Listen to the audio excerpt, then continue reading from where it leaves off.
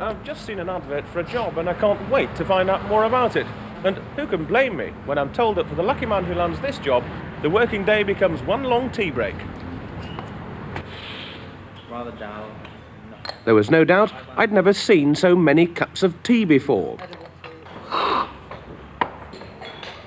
Good medium colour. Neat black leaf. 64. 5113. 64. Oh, it's a little mixed. Little stalk, little tip in there. Rather a weedy liquor. I don't really like that, Dave. 63.5. Put a stop on that, Dave. So in fact, tea tasting is what it's all about, not tea drinking? It is indeed, yes. And that's only We've worth got an enormous amount of work to do to bring you up to the required standard. To become a fully qualified tea taster, you've got to do between 5 and 7 years. Trainee tea taster Patrick Stenson was about to discover that when you start to learn at Ridgway's, you start right at the bottom. Believe it or not, making the tea. But while that would seem to be straightforward enough, it seems there's more to making a good cup of tea than many millions of us realise. Just in the simple act of filling the kettle, we can all go wrong. Take a leaf out of Brian Evison's book. Right, now, putting the kettle on, this is a very important part of making tea. Everybody is doing it all of the time, but I don't think people realise how important it is.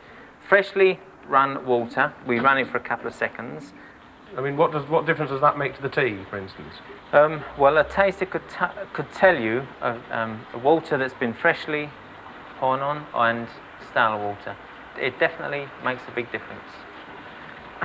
When the kettle is full, you then put it on the gas, making sure the lid is firmly on.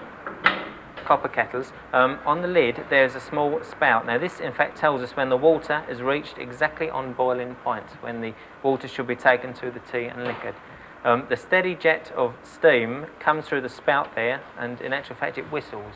So a lad will know exactly when the water is boiling. Now, you're telling me something which millions of people would sort of say, well, I already know that. A lot of people make this mistake. They take it for granted. The kettle is overboiled or underboiled. Now, this makes a big difference. A tea taster will know an overboiled kettle. He'll know one that's not boiled enough. It makes a big difference to the actual liquor of the tea. OK, well, while the kettle's boiling, you can perhaps show me what we can be getting on with. Fine, fine. Right, now while you're waiting for the kettle to boil, you weigh up, what we call weigh up. Every tea has to be individually weighed. It's very important on the exact weighing being in the cup.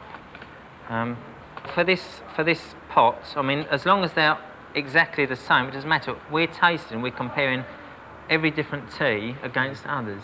So on their merits, so really and truly, as long as the weight's exactly the same. What type of tea are you actually preparing at the moment here? Well, these teas are to be auctioned in London tomorrow. They are Ceylon teas. My job is tasting and valuing.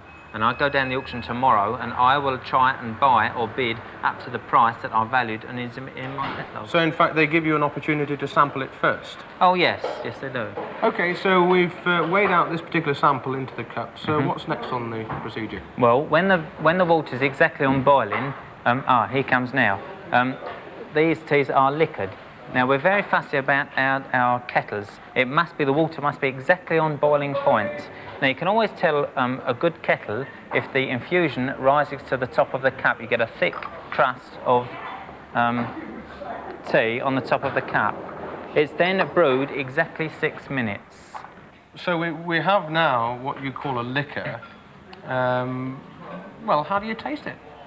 Well, you slurp it, first of all, it puts the maximum flavour on your palate possible.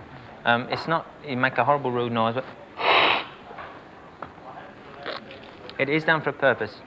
A taster tastes 600-700 cups of tea a day. If he kept doing this all day, he'd go home with a very sore neck.